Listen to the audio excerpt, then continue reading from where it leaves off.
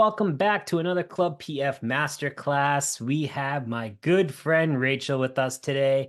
I'm not going to steal Rachel's thunder. I'll let her introduce herself, but Rachel's amazing. We actually partner on TAC Network together. So I know you guys have all heard me talk about TAC Network a bunch. Share Your Genius is actually the production company behind all of that amazing goodness. So we're going to be talking about actually one of the things that I love today, growing your first party audience with a podcast. I've had 4 podcasts now. Actually, I'm on my 5th. But it's crazy. Over the last 4 years, I've had a lot of different shows, a lot of different concepts. I know how important it is, both from a brand perspective as well as is my own personal kind of viewpoint on it. So, Rachel, I'll toss it over to you. And for everyone that is listening, if you have any questions, drop them in the chat. I'll make sure to jump in and bother Rachel and drop your question as they come up in a specific section. And at the very end, we'll tell you where to find Rachel, because I'm sure a lot of you will have questions because a lot of you are listening on demand.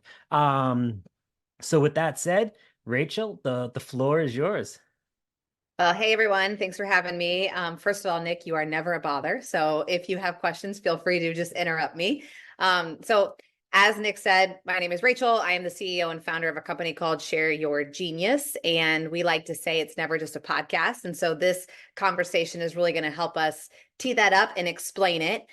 So as Nick teed up, we are going to talk about how you can grow your first party audience using a podcast. And I want to make sure we're all using the same understanding of the words, because it seems like we're in an environment where people are throwing out a whole bunch of jargon all the time. And as marketers, sometimes it can feel like hard to keep up with what something is. And so I'm going to start by saying what first party audience is as we get into the conversation. And my hope is that we walk out of today with a solid understanding of what how a podcast can serve your business or not, and then give you like some very clear examples of what might work for your brand as we dig into this. But before we do all of that, I'm going to establish with you why. I think a lot of times in the space that we're in, we're seeing a lot of conversation around this brand's launching a podcast, this person is launching a podcast, there's all these podcasts, why would I start one? So we're going to debunk some of that stuff too as we get into it. So first of all, what is first party audience? First party audience means it's audience that you quote unquote own because somebody gave you their information, because you gave them something of value. This could be a customer of yours. This could be somebody who's opting into content with you. This could be anything like that. But I think the real anchor we want to position against is this is somebody who gave you permission and they want to hear from you. And so we want to talk about how a podcast can help you grow that first party audience. So with that, what are we hearing? First of all, we all own a piece of a role in marketing, and there's a lot of have-tos and a lot of have-nots right now. And so some of the have-tos that we're hearing is you have to own your audience. You have to become a media brand, which you don't. We can talk about that if you want. You have to grow revenue, but you got to be lean because we're increasing profit. Oh, and you have to create an amazing brand and. By the way, you have to know the algorithms. So it's not enough to just know like marketing, but you also have to be a master of all of the channels that your marketing can be on. You have to be a content marketer, but also a demand gen marketer and be a generalist. Like the have-tos seem to just get a little bit bigger and longer over time. And then on top of that, you've got some have-nots, like you don't have more budget. You do not have a bigger team. You do not have the option to say no. You do not have the experience in this quote unquote new way, and you do not have the support from all the stakeholders. So it starts to feel kind of like a recipe for overwhelm or a recipe for throw it away. Like, I don't want to do it. And so what I'm hoping that we can learn today is how potentially a podcast can help you with your have-nots and your have-tos. And I want to start by kind of sharing a little bit of like how I got into podcasting. I like to say that we got into podcasting before it was cool. Started the company back in late 2016. And really the precipice of starting the company came down to one specific event. I had a friend reach out to me. I had spent over a decade in content marketing. And I had a friend reach out to me and he said, "Hey, I have this idea. I'm going to launch a podcast. Can you help me promote it? Can you help me grow it?" And I said, "Okay, sure. Why not?" What I quickly found out was that this channel not only was a mechanism for connecting with people that he wanted to learn from and build relationship with, but it also became a channel that fueled all his other content channels as well. And by doing that, not only was he able to take those one-on-one conversations, but he was able to exponentially grow those conversations because he started to engaging with other people who would be interested in that content. And so I started to see this pattern, and I had already been in content marketing for a decade, and I kept hearing over and over and over again, we need our brand out there. We need to grow an audience. We need people to know that we exist. How do we create content that is authentic and meaningful and makes people want to do something? And I was like, holy cow, there is a holy grail here, and it is a podcast. And so I'm very bullish on it, but I have to give you the landscape a little bit of how I came to this this conclusion. So of all the channels in the world, why a podcast? Because it is the one channel in the world that, first of all, you don't have to stare at a screen to consume, and it allows you to create all the other content types for all the other channels. So just to kind of anchor us on that. Let's get into the larger why here, though. And the reality is, when we're talking about marketing and how we grow our companies and how we grow our audiences, it really all comes back down to people follow people. And what I've pulled out here is like really 3 core themes, if you will, of how we can start to think about this motion of how people follow people. Number 1 is we're in the creator economy. You hear it all the time. It's influencers, but brands are really starting to embrace, B2B brands are really starting to embrace this idea or this ability to collaborate with creators to grow brand, to grow trust at scale. 63% of consumers trust influencer messages over brands because influencers are people, even if they are businesses as well. They are definitely people. Original content is critical today in getting the message and helping people understand that your brand is built by humans. 86% of consumers say that authenticity is important to them when deciding which brands they like and trust. And I always think that you can harken back to HubSpot for the win on this. Like they feel like they feel like an OG in a lot of this. But I think that a lot of people growing up in their marketing career and still today can go back to HubSpot to get a ton of the information that you need. Like you start to feel like HubSpot, at least I did in my early days, I felt like HubSpot was my friend. I was like, man, they get me. They're giving me the things that I need and I will never leave them ever. And I haven't. And then finally, it's like humans over brands. Like we just trust each other more than we trust a business telling us to do something. Personal recommendations, 92% of consumers trust recommendations from their friends and their family over any other form of advertising.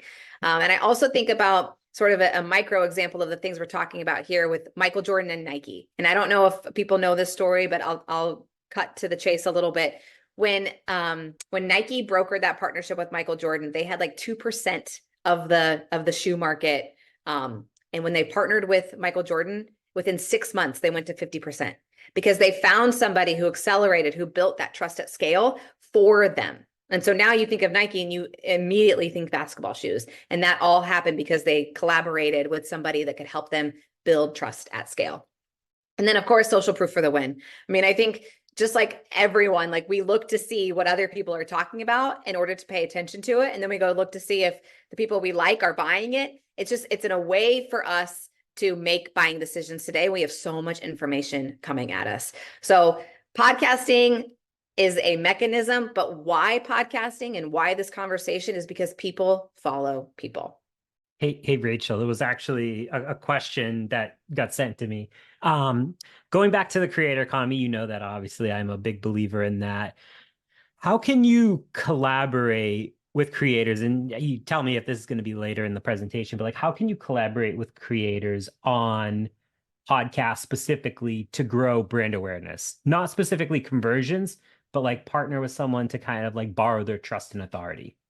Yeah, so we are going to cover that, but I will tell you, I think a lot of times when people think about podcasts specifically, they get stuck in who's going to host it, who's going to do it. And I think one of the easy wins is for you to think, who in our world can help us accelerate our message by potentially being an external partner with us for this show.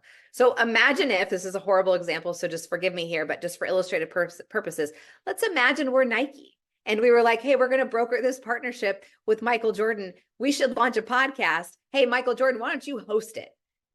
Like that is a very simple example that is silly and I recognize it, but for illustrative purposes, that's one way that you could think about it. The other way that you could think about it, and like I said, I'll give some tangible examples here, but another way you could think about it is having creators on as guests. Even if they don't amplify the content, you as a brand getting the opportunity to associate with them, to technically co-create content together because they're a guest on your show is a way that you can tap into influencers. Those are two kind of examples to help with that. Is that helpful? Yeah, very helpful. Thank you. Cool. We'll keep rocking here. Brand podcasts specifically. So we talked about people follow people. Brand podcasts specifically also have some stats to support why you might consider this channel. So number one is it increases your brand awareness by 89%. The other piece of it is when people engage and listen to that podcast specifically, the brand consideration goes up 57%. And then finally, your purchase intent is increasing by 14% just by having a brand podcast. And a lot of research is showing that people are actively seeking like brands that they love and support. They actively are looking to see if they have a podcast as well. So those are just some specific stats to support the podcast story itself. And then finally, when we think about why podcasts, I'm not going to go through this whole list because it is a lot, but how it addresses sort of the haves and have-nots really uniquely comes back down to really one of two things. So number one, a podcast is a program. It is a channel that uniquely allows itself to evolve. Oftentimes when we create content, whether it's like a video series or a webinar or event, or even like written heavy content, it doesn't evolve. It's once and done. And you better hope it goes off with that hitch and you hope that it's great and that your idea came to life. Your podcast doesn't have to be like that. Your podcast is something that you can experiment with over time. You can evolve it. It kind of becomes like the consistent program that allows your content marketing to just never run dry. The other thing that I think is really unique about podcasting, and I mentioned it before, but it's kind of counterintuitive because of what we're talking about, but it is the last channel, it is the last channel that exists that the power is in the people's hands. And what I mean by that is like, you don't know who's listening to your podcast unless they tell you that they're listening. And so as a marketer, you get the opportunity to create something worth opting into, worth letting you know that somebody's listening. And so the reason that's relevant is because when we think about this first party audience opportunity, and we'll talk about, how do you create CTAs at CYA kind of vibes. But when we think about the podcast specifically, that is a very special moment. If you are the creator or the marketer that launched this thing and somebody lets you know that they're listening to their podcast, you better believe that if they're letting you know that they're engaging with this content, that trust is very deep, which means that that's somebody who's going to opt in to spend more time with you in different mediums in different ways. So I always like to make sure people understand that when it comes to podcasting, it is experimental. It allows you to evolve, and the engagement that you get is deeper than what you're going to get in other places. Okay, keep it moving here. So kind of just addressing my my call out here. So how can a podcast, if it's another channel, grow a first party audience? Let's talk about it. So for one, it is never just a podcast. And I will say that until like forever. But it is never just a podcast, because your podcast ultimately can become the channel to fuel other channels that drive to one specific kind of opt-in.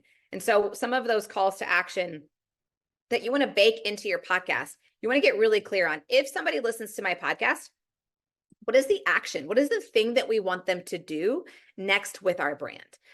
So again, you want them to feel something, all of that. You want to create a content that's worth listening to. But then what is that next step that they can take with us outside of subscribing on the podcast channel? Because like we talked about, that's not owned because it's a podcast and it lives within the world of like Apple and Spotify and YouTube, et cetera. Can you get great data from that subscriber? 1,000%. Is it data you want? Do you want subscribers? 1,000%.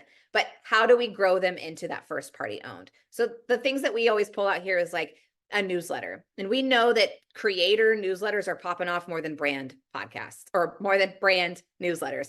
And so the thing that I always like to encourage brands to think about is like, can you use your show as an opportunity to establish influencers within your organization? And then can you help support the growth of that through a newsletter that they create? So that's kind of one example there. Can we use this as a way to grow our community? Can we use this as a way to grow access to other content on our website, which could be like a content brand or something like that, or even events? How do we get people from listening to this podcast to letting us know who they are by engaging with other pieces of our owned content? Okay. Now, this is something I see a lot of brands mess up. They say, I get it, Rachel, we should have a podcast. A lot of times they're anchoring their decision on the sort of this idea of it fuels other pieces of content. But I always ask people to take one step back and go, look, at the end of the day, you have to build a business case for the investment of launching a podcast. Even if it's not financial investment, like direct dollars, it is a time investment.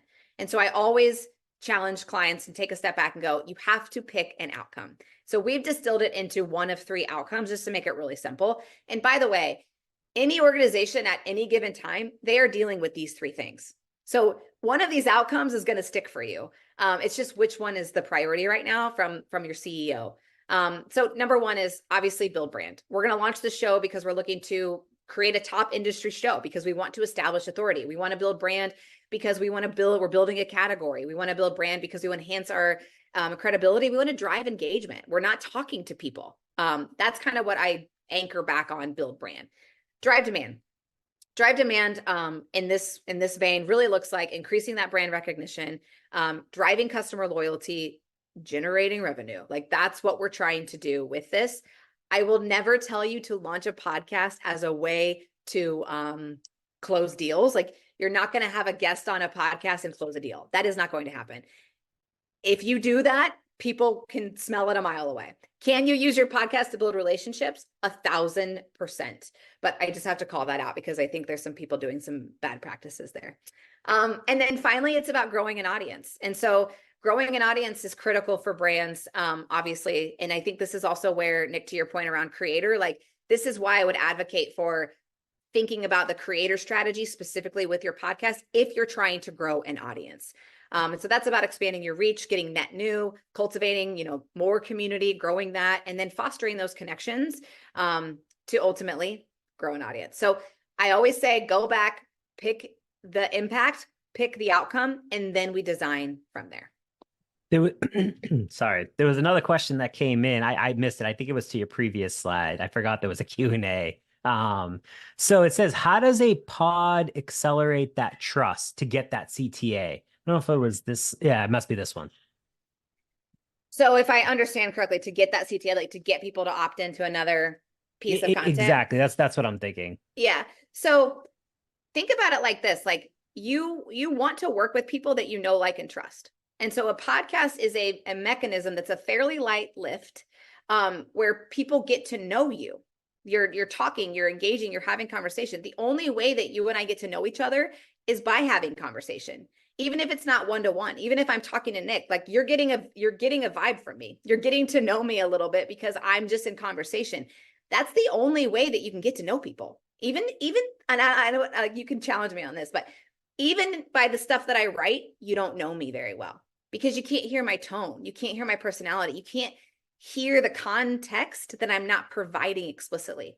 And so a podcast is an opportunity for people to get to know who you are. And the who you are is your brand, like your missional values and the things like that make your point of view, the things that make your brand unique. But the who you are is also like the people you put on the mic. And so it doesn't always have to be the CEO. It could be other thought leaders that you're wanting to stand up. It could be you if you want to be like the face and the voice of the brand. I always think about also like customer success. Like those are the people that are talking to your most important first party audience, which is your customers and your clients. And I'm trying not to go on a soapbox, but the last thing I'll say is like, I've never understood a world in which a CEO is not still connected to a customer in some way, shape, or form. And so a podcast creates a low lift effort to engage in those conversations that they should be having anyway. And so having a conversation naturally will build trust because you hear them, you learn about them, et cetera. And then if we've done a good enough job in the content side, in terms of like providing value, it should not be hard for somebody to go, I would like to take another step, or I want to consume more content like this. So I'm going to go to maybe your site where I see other content that allows me to engage with you further. I'm going to opt into this newsletter because I fell in love with the way this person speaks. And I don't mean that in a weird way, but I mean, like, I like this person. I like what they have to say. I want to hear from them more personally. So that's how we think about that. I hope that was helpful. Okay, keep moving. I'm moving. Okay, so we talked about that. Pick an outcome. Outcome drives design. Just outcome drives design. Once you have that, here's my rule of 3. Niche down. Podcasts are a sea of niches. And by the way, so is your audience. You know very clearly who you're trying to talk to. So make sure that you've taken the time to make sure that you know who it is that you want specifically listening to your show so that you can create content for them. And by the way, niche down in terms of who you want listening, but also if you're going to have a guest component, your guest is a microcosm of that audience. So your listener can be the same as your guest, but or not, right? And I think that's another thing that a lot of brands don't take the time to exercise. Are our guests our listeners? No. Who are they? Two different people. Because by the way, because there are more podcasts or the seemingly more podcasts, guests are asking more questions before they say yes. And so making sure that you have a clear roadmap for why you're having them on is critical. The second rule that we have here is content first. Content over production. And I know that that can also be counterintuitive, or some people can fight me on that. But the reality is that if you don't have anything worth listening to, then you have nothing worth reusing. You have nothing worth listening to, like from a video perspective. Like that matters more than production, because it is a medium that you can evolve over time, which means your production value can go up over time. But if you don't nail the content, then you're just kind of like left with bad ingredients. So nailing the content is critical. And then obviously we want to reuse. And so the reason I put reuse last is because we've picked the outcome. We've niched down, so we know who we want listening. We know what guests we want to have on if we're going to have a guest component. We know the content that we're focusing on. And then I can look at how I'm going to reuse that content really intentionally. The last thing I'll say here, just for clarity's sake, is that podcast specifically is a channel. Like that is a channel that you grow and you optimize for, etc. But it is also content itself. And so you can take the content out of the channel for your other channels. So you can design your show with the content for the other channels in mind. What I mean by that explicitly, and this is not like a perfect example, but it's just illustrative, is like, let's say you have a show where you do a top takeaway. Every show at the end of it, you're going to do a top takeaway. In the design phase, you can say, hey, that top takeaway that I do, that's going to be a YouTube short every single time. I want that to be a YouTube short every single time. So that's just part of getting intentional about the reusing of the content from the channel itself. Okay, none of this is rocket science. It's more just like, if you're going to pursue a podcast, or if you have a podcast, I always just go back and go, what was my outcome? Who am I talking to? Am I going content first, or did I over-index on production? And am I reusing it intentionally? Check, check, check, check. Okay. Now, you got to make the case to get the cash. And so like a podcast is an investment of time, of resources, often of dollars. And so just to keep things really simple, I'm going to talk about what success looks like so that everyone has shared language. And when they go to make the case, if they decide to create a podcast, or if they evaluate whether or not it's working for them. And I think the other thing that we think about here is like, this is all about growing your first party audience. So what are the signals that tell us that we're on our way for doing that? And so number one is just straight up audience growth. Are we seeing an increase of downloads, of listenership, of subscribers, of views? And that subscriber number is critical for us knowing whether or not we're going to be able to take that next step with them to get more of that first party audience. So we want to see if the channel from a podcast perspective is growing in audience. And then we want to look at channel growth in terms of where we are distributing that content. So are we seeing an increase in LinkedIn followers? Are we seeing an increase in web traffic? Are we seeing those newsletter opt-ins and conversations, etc.? So I always think about it as like as a journey. Or is the audience growing? And as the audience grows, am I getting more opt-ins? Those are the key metrics that I'm looking at. And then ultimately, we do want to see pipeline growth. That doesn't happen over time, but we want to see that our content efforts are ultimately driving to those qualified leads that help us bring in the cash. So I hope that's helpful. The main thing I want to make sure people don't take away is like, the only thing that matters is downloads. And it's like, no. The downloads are just an indicator of, are we reaching the right audience? Are they growing over time? And then are they taking a further action with us? All right. So, and this is just more of an example for you. So as we think about reusing and fueling our other channels so that we're getting that growth, this is what that can kind of look like. And this is a playbook that you can use, you can leverage, however it makes sense. But it's an opportunity for you to just see, like, these are all the content types that can come out of this channel. And so I kind of just did a quick circle just to be like, you don't have to do everything, but it's an opportunity for you to be like, okay, every episode is going to create one video short. It's going to create one social post. It's going to create one reel. It's going to create one, host post on top of the asset, which is the video file and the audio file. So again, just making sure that people understand and leverage this to help grow your other channels, which is going to ultimately help grow your first party audience long-term. Okay. This is also just a recommendation that we have. When we think about the rules of three, right? The niche down, content first, and reuse, part of that reuse is taking the time to actually develop roles for your channels. So it's like how we use the podcast channel, and then how do we use the content on those other channels? So it's actually taking the time to write that out so that you can then design your show on the front end to make that content process much easier to harvest. Okay, I'm gonna keep moving unless you tell me not to. Nope. Oh, actually, Okay. hold on. One more. Content waterfall question. Can a podcast create, sustain an entire content strategy? Is that possible? I mean, I think so. 100%.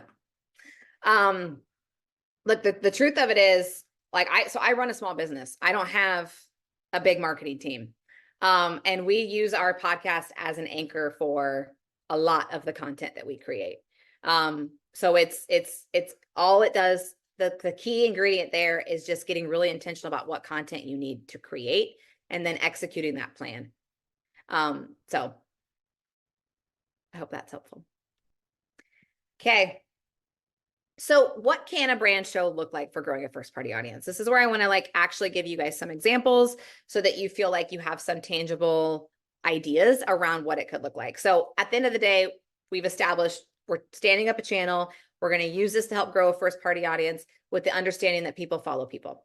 So I've broken this down into essentially 3 different plays that a brand can make a decision against. So instead of thinking about all the podcasts out in the world and going, where do I begin? Or how do I do something different? The first thing I would anchor back on is once you've made these decisions around your outcome, who it's for, how you're going to be intentional about the content you need to create, and you already know you're going to reuse it, what's the right show for us?